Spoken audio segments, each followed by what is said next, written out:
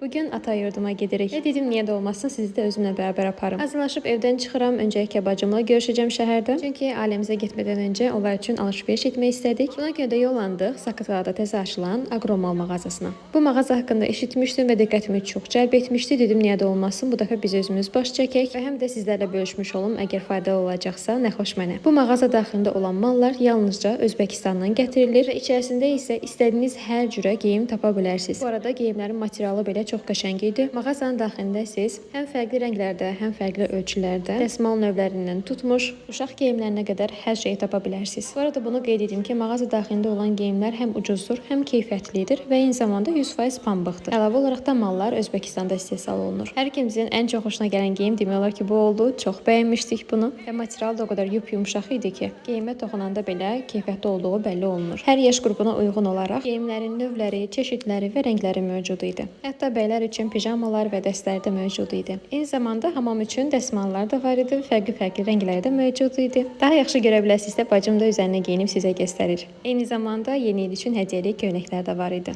Qısacası istədiyiniz hər bir şey tapa bilərsiniz və əlavə olaraq ən əsas məsələ bunu da qeyd edim ki, mağaza daxilindəki geyimlər çəki ilə satılır. Seçdiyiniz geyimin nə qədər çəkisi varsa ona uyğun şəkildə qiymət hesablanır. Və bu baxımdan da mağaza daxilindəki geyimlər həddindən artıq ucuz qiymətə gəlmiş olur sizlərə. Mağazanın ünvanını da qeyd edim. Şəhər məscidi ilə üzbəüz olan döngədə yerləşir. Mağazanın adı isə Agromal mağazasıdır. Özbəkistandan gətirilən mallarla zəngindir. Beləcə biz də alış-verişimizi edib bacımı da, yoldaşımı da götürüb yollandıq kəndə doğru. Gəldik ata yurdumuza. Bu isə mamamın şeydi. Demək olar ki, artıq illərdir ki, onu sahiblənmişik. Gəlişimizə görə bizə qəşəng yeməklər də bişirilmişdi. Yeməyimizi yedik, çayımızı içdik. Hələ üstəlik valideynlərimizin təzə inəyi ilə də tanış olduq. Xeyirli olsunu deməyi unutmayaq təbii ki. Həm də sizə həyəti də göstərmək istədim. Mamamın həyəti hər zaman gül çiçəklərlə dolu olar. Və bizim bölgəmizin ən çox sevdiyim tərəfi isə pəncərədən hər zaman dağların görünməsidir. Sizdə bilmirəm vəziyyət necədir? Bizdə amma hər zaman atamın televizorunda mütləq rus kanalları olmalıdır. Mən də elə rus dilini bu kanallar sayəsində öyrənmişəm deyə bilərəm. Belə, bu günümüzü də belə sonlandırdıq. Əgər daha da maraqlı vloqlar görmək istəyirsinizsə, bizi izləməyi olmayı unutmayın. Növbəti vloqlarda görüşənədək.